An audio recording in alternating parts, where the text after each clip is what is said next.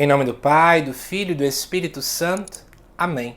Amados irmãos e irmãs, é com muita alegria que nós estamos aqui para juntos estudar e meditar o texto que a nossa igreja nos apresenta para esta segunda-feira, que é a segunda-feira justamente antes da Epifania do Senhor. De antemão, feliz ano novo para você e para a sua família, tá bom? A primeira leitura de hoje se encontra lá na primeira carta de João, no capítulo número 2, versículos de 22 até o 28, que diz assim: Caríssimos, quem é mentiroso senão aquele que nega que Jesus é o Cristo? O anticristo é aquele que nega o Pai e o Filho. Todo aquele que nega o Pai também não possui o Pai.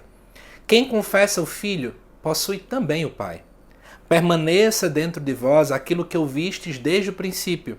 Se o que ouvistes desde o princípio permanecer em vós, permanecereis com o Filho e com o Pai. E esta é a promessa que ele nos fez, a vida eterna. Escrevo isso a respeito dos que procuram desencaminhar-vos. Quanto a vós mesmos, a unção que recebestes da parte de Jesus permanece conosco, e não tendes necessidade de que alguém vos ensine. A sua unção vos ensina tudo, e ela é verdadeira e não mentirosa. Por isso, conforme a unção de Jesus vos ensinou, permanecei nele. Então agora, filhinhos, permanecei nele. Assim poderemos ter plena confiança quando ele se manifestar e não seremos vergonhosamente afastados dele quando da sua vinda.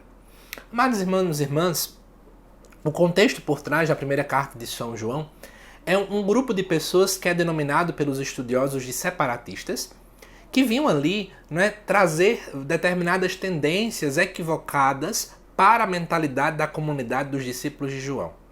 Dos discípulos de João não, os discípulos de Jesus Cristo, mas da comunidade de João.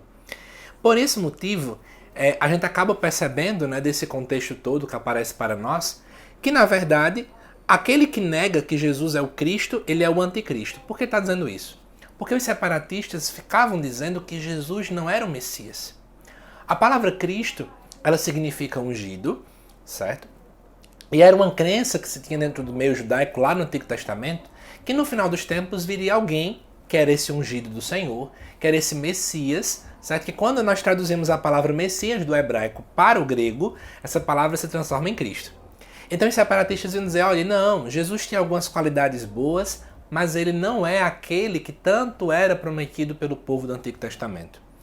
E por esse motivo, esses separatistas são tidos nessa carta de João como o anticristo, porque ele está negando que de fato Jesus Cristo é filho de Deus. E aí, ele até fala no versículo 23, todo aquele que nega o filho também não possui o pai, porque eles diziam o quê? Nós somos o povo certo. Nós somos aquele que tivemos a revelação completa de Deus. Nós somos aquele que Deus nos revelou a verdade. Nós somos aqueles que Deus disse assim, ei, é isso aqui, aquilo outro. Eles se sentiam superiores.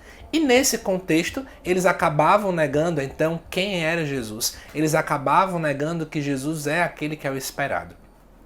E eu trago para o hoje. Quantas e quantas vezes também nós temos ao nosso redor pessoas que negam quem Jesus é.